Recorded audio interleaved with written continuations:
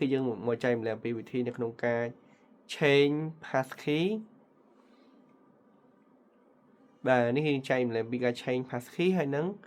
password បាទបងប្អូនទាំងអស់គ្នាប្រហែលជាមានកាន់តែ Binance ហើយតែអ្នកដែលអត់ទាន់មានបងប្អូនអាចកើតតាមខ្ញុំបានហើយដាក់កូដ APKWYY6W ហើយដាក់កូដឲ្យមានប្រព័ន្ធទៀតនេះគឺជារបៀបចូលប្រព័ន្ធផ្សេងៗនេះមើល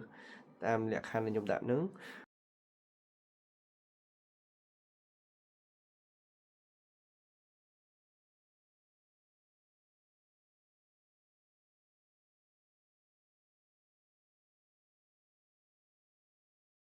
បាទអញ្ចឹងថ្ងៃនេះគឺយើងមកចែកម្លែកពីវិធីនៅក្នុងការ change passkey បាទនេះគឺចែកម្លែកពីការ change passkey ហើយនឹង password បាទអញ្ចឹងតោះឥឡូវយើងមកស្វែងយល់ទាំងអស់គ្នាទៅបាទប្រាប់ពីរបៀប reset password ហើយនិង passkey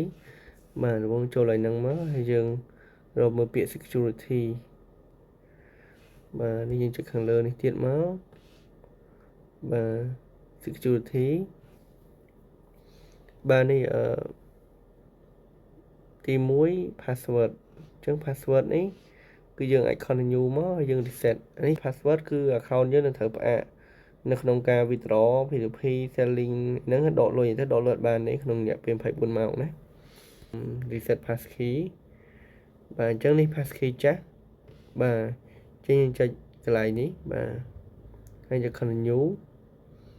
បាទបន្តមកទៀតវាទាឲ្យយើង verify passkey ដែលមានស្រាប់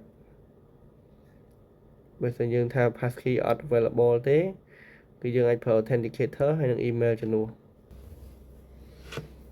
ចឹងកន្លែងនេះ passkey វាអាស្រ័យទូរស័ព្ទនេះគេ scan យ៉ាងដៃវាឲ្យ scan យ៉ាងដៃ